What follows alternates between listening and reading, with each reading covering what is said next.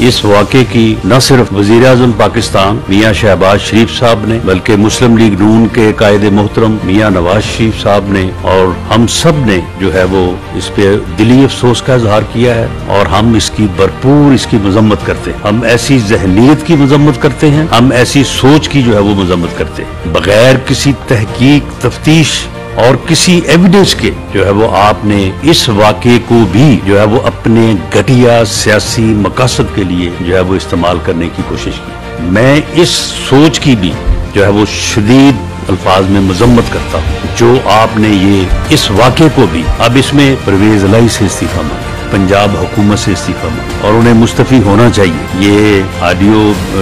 के लीक होने पे, वीडियो के, या अगर वहाँ पे सिक्योरिटी के कोई इंतजाम जो है वो दुरुस्त नहीं थे। अगर आप हर वक्त लोगों को